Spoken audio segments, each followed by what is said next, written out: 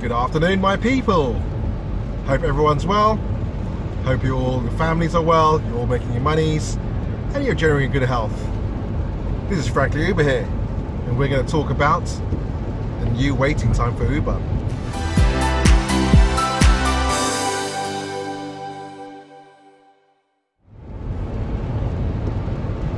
Okay, so Uber released a new, should I say, feature, and it's not looking good. So basically, what it is that Uber have increased the waiting time from 5 minutes to 8 minutes. Now I know you guys are saying to me it's only 3 minutes extra. As a driver, you would appreciate that 5 minutes seems like forever, and so for another 8 minutes. Also, the fact that Uber, they're the ones now who's going to cancel the trip after 8 minutes, not us, but it's Uber. So technically, because we've been waiting so long, you might as well round it up to 10 minutes. Because we're waiting so long for the passenger, they're definitely going to make it out. So they're not going, they're going to take up more of our time, and obviously we don't get to get paid extra for that waiting. Okay, we'll get our 20p extra, or whatever it is, have you? But it's just ridiculous, really. So the pricing is this: they're going to UberX will be £6, and Uber XL will be £8. Now again, depending on what your commission structure is like, it'll either be 20 or 25% off that those percentages, basically, or those pricing. Had to think about that then. So yeah, I mean, the drivers on the Uber Facebook, they are fuming. There's not one person who said anything positive about this change. And the irony is that October last year, they launched this 180 days of change, and this was for the benefit of to re-engage, to gain back their drivers' trust and respect. And they launched a few features like the tipping option, which should have been there in the first place, and a few other features that apparently would help the drivers do their job better and make it easier. And then they come up this year, and within a space of a few weeks, they've come up with two things that obviously have caused a bit of hoo-ha. I mean, first of all, you've seen the video already about the cross-bordering thing. A lot of people are for it, a lot of people are against it. It really is down to who's in that situation. Obviously, those who are in that situation where they can't work in their home area and need to go back into London or their designated licensing authority, then obviously they're not going to be happy about it. But then you've got the guys, obviously the local guys, who say, yeah, damn right, you shouldn't be here in the first place. So it's a black and white situation. How is it going to work? How there's no happy medium in regards to this. It's a yin and yang, should I call it, not a black and white. Sorry. So yeah, I mean, Uber are not doing themselves any favors whatsoever. If anything, they are just making things worse. I don't know, guys. It's just that it's already tiring to the point where, and you can see as well. I mean, even I haven't been driving for Uber that long. 8 months is not a long time. I mean, it's equivalent to almost 2 years in rideshare years, according to Harry Campbell and the rideshare guy. But certainly it does feel like I've been driving for a long time for Uber. And although I do this part time. If I'm clocking up 30 hours or 25 to 30 hours, you more or less can class that as a full time. So yeah, see that how you will. I mean, I get a lot of haters. I get a ton of haters, on my YouTube channel, and even on Facebook. There's always going to be the odd few who are going to kick back. And what happened was I done a mass post. I got so annoyed with Uber. I did a mass post. I just blasted Smartzi ads all in every Uber channel in the UK, Uber Facebook group in the UK, just to bring awareness, to tell them, look, this is the situation, this is what's happening. If we're going to allow Uber to carry on with this monopoly, all we're doing is just feeding the beast, and feeding the beast, eventually is just they're out to destroy us. That's what it is, basically. You feed a beast, something dangerous, and eventually, they're not gonna. The whole saying of never bite the hand of the one who feeds you, or some crap like that. That's not going to be the case, because they will literally chew us up, spit us out, and step on us. Because they're going to do this automated cars. That's their project. That's the reason why. That's where all their money's going to. The company's not profitable. Therefore, the reason being for that is because all their investment has been sucked into this project. So, we're going to be replaced by automated cars. And if drivers want to continue, driving for them, then we've got a problem here. I mean, I'm not saying to you guys, everyone will leave Uber, because that's not going to happen. Obviously, at the end of the day, you got mouths. Everyone's got mouths to feed. Everyone's got financial commitments. I get that. Totally. Yeah, I'm 100% for that. But what I'm saying to you is that just because Uber's there doesn't mean that you are restricted to stay with Uber. There's other companies out there that you can work for. May not be as busy as Uber, but will have the potential to match Uber if they get drivers buy-in. Because if we can't convince drivers, how are we supposed to convince the customers? The passengers, how? And it's down to you guys it's down to us guys to educate the riders, the passengers, educate them. First, you get the two most common questions you'll get in the ride is this. The passenger will either ask you, how's your day going? Or you ask the passenger, how's your day going? That already is an icebreaker. That opens up the conversation to a whole can of worms, basically. Because if a passenger says to me, how's your day? I will tell them exactly how my day is. I'm not going to be too negative. Obviously, I'm just going to explain, yeah, it's been good, it's been quiet. With what's happening with Uber at the moment, it's not easy. And of course, they're going to be curious. They're going to be like, oh, why, what's happening with Uber? And then I'll be like, obviously, well, for starters, we've got the situation of March the 14th, so I'll talk to them about that. And then obviously sometimes the topic will go on to surge pricing. If they'll say to me, is there not many drivers out tonight? It's on a surge, or is it busy? It's surging. Then that's when I open a topic about, look, it's surging because there's not many drivers, or there's too many customers. But the fact of the matter is that when it surges, it's the only time that drivers actually get to make some money.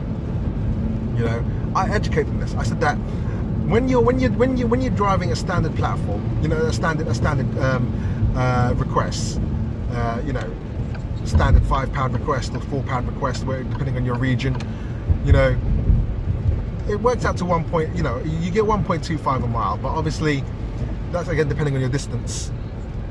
And at some points, the driver actually would either break even, make a little bit of money on the top, or not make any money at all. Is that a loss? If a driver's driving 5 miles away for a standard rate fare, which would take him about 20 minutes, then and the passenger to only go around the corner after you pick them up and give you that minimum fare for in Reading it was £3. So think about how much he's lost there.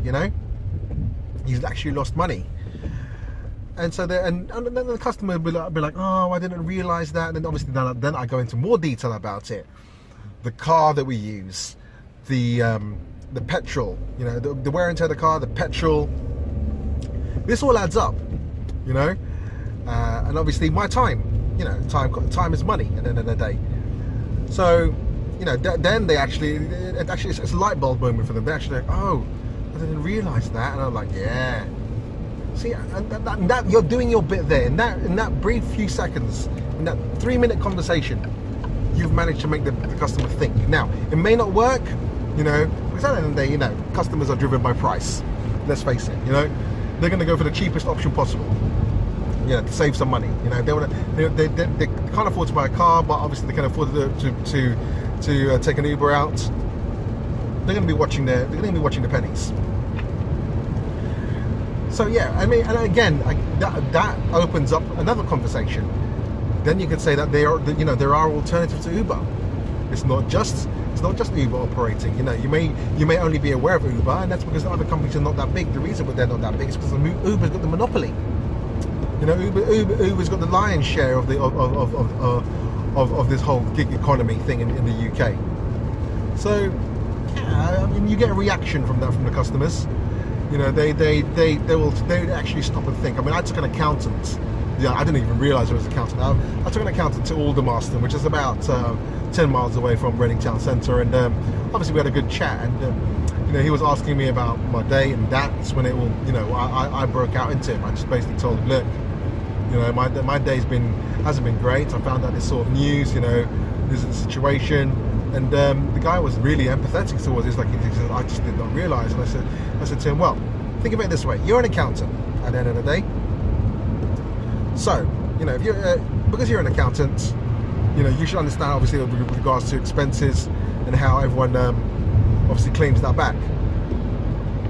You know, but at the same token, you know, if we're driving for minimum fare, you know, what can you claim back, really, to be fair? Because that money that it's like money going in and money going back out again. But anyway, he's really empathetic towards the situation. He goes, you know, he didn't realise, you know, from now on, you know, if it is a surge, because it's rare, he'll take it, because he now he knows. He actually admitted to me that, you know, he was naive to the fact that obviously, you know, he thought he was just thinking cheap, but all along, you know, there's a reason for that cheapness, and that's the reason is that drivers suffer through it. You know, we're being exploited. So if you have that conversation with a customer, you don't have to have it with every customer, but think about how many customers you take in a day. And even if you speak to half of your customers, you know, and then talk to them about the other apps that are available, you know, then, you know, you've converted, guys. You know, it's no ways about it. It's not even a hard sell, because, you know, you as much as you're selling, you're not actually selling. You're selling subconsciously, but at the same time you're advising. You're giving them information, and they're not going to rate you low for it, because obviously it's a conversation. You be nice about it, be genuine about it. You're talking from the heart. You know, you're talking about how you feel. You know, and customers will get that vibe off you. They will respect that.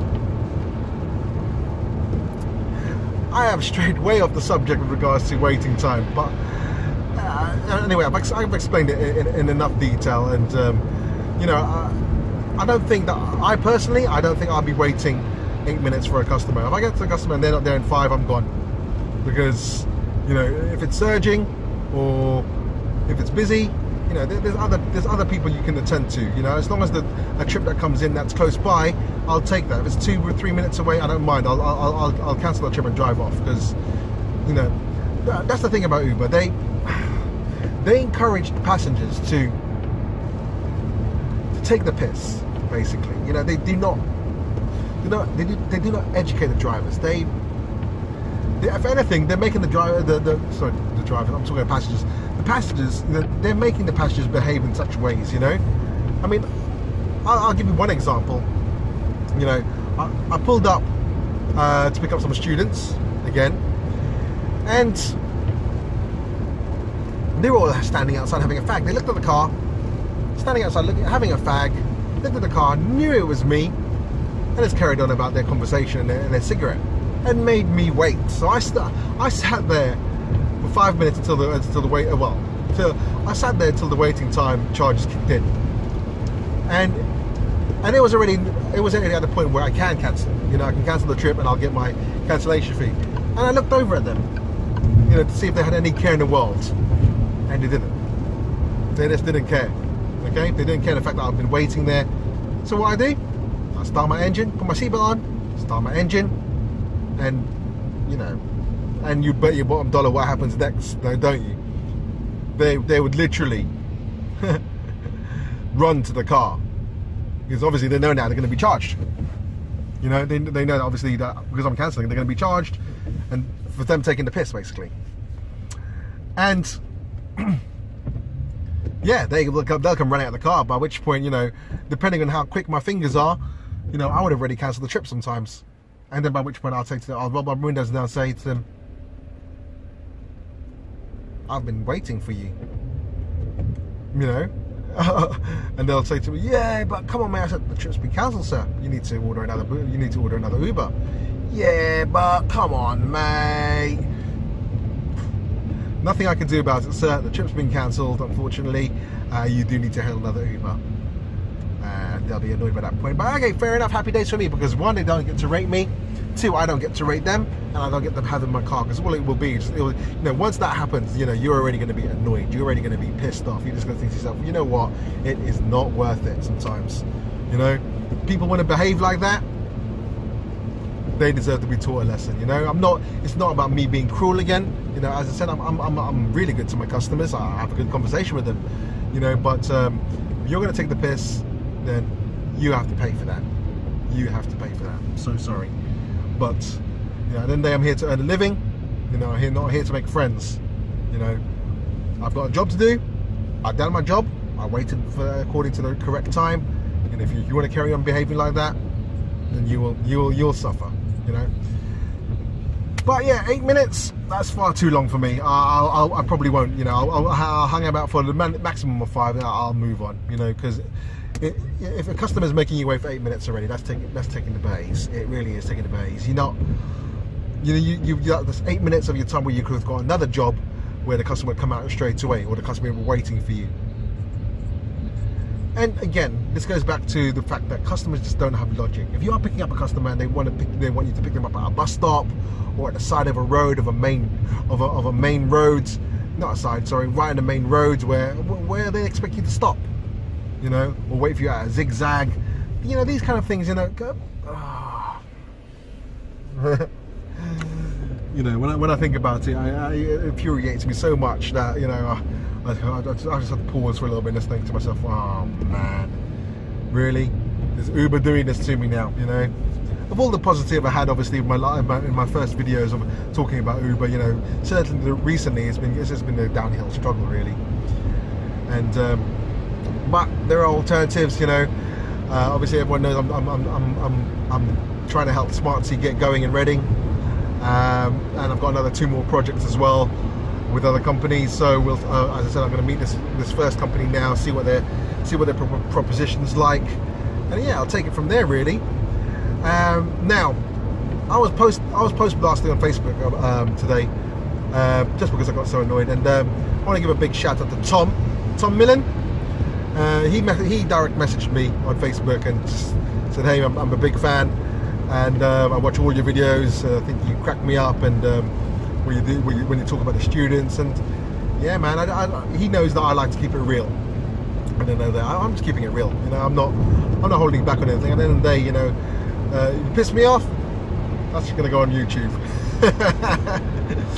Yeah, standard. You know, don't make a fool of yourself, because it will go onto YouTube. You know, you're lucky I'm not giving out names, but I will tell the story to my YouTube subscribers, because I think they deserve to know. But listen, guys, look, I'd like to thank you. It's Friday afternoon. I'd like to thank you very much for watching. It's been a long day. I just come from work, and as I said earlier, I'm going to London now to meet this other company. So, you know, I'm not going to reveal their names till I'm for sure that it's a good bet. You know, and you know, they're a decent company. I don't recommend things that, you know, if I don't believe in it, how the hell am I going to ensure that you guys believe in it? You know, so these guys, you know, you have to sell me a story. Basically, I need to know what they're like, what their goals are, what their aspirations are, where they see their company in the future. I need to know all these things first before you get any acknowledgement from me on my YouTube channel. Because I mean, this is time, and again, as I explained earlier, time is money. All right, guys, I'm gonna love you and leave you now. Don't forget to like, comment, share, subscribe. As you can see, the Smartzi code is splashed all over my screen, so you know, do sign up for a really good alternative to Uber. We're very close now to having them live in London. I'm not sure how long it'll take in Reading, but they are applying for a license in Reading also. But yeah, do sign up. I mean, even if you're not going to start, or you know, Smartzi not coming to your market yet, at least you've done it. You know, it's out of the way, so when they do launch, you're up and running and ready. You know, I like to be an early adopter to new innovation, new technology. And for those of you who say to me that these app-based companies are not innovative, I beg to differ on that, because these app-based companies are innovative. Innovative is because, you know, although the same process was done years ago, it's not done through an app, is it? It's not done through your phone, something that you carry with you 24/7, you know? So don't give me that. You know, obviously look up the word innovation in the dictionary if you're unsure. But yeah, and to the haters out there, you know, who are laughing at the situation at this moment in time, you carry on, because you know you're just boosting. Like I said, you're just boosting my views watching my channel. All right, guys, I said a goodbye already. I'll say it again. Thank you very much for watching. Don't forget to like, comment, share, and subscribe. This is Frank the Uber here. Have a great weekend.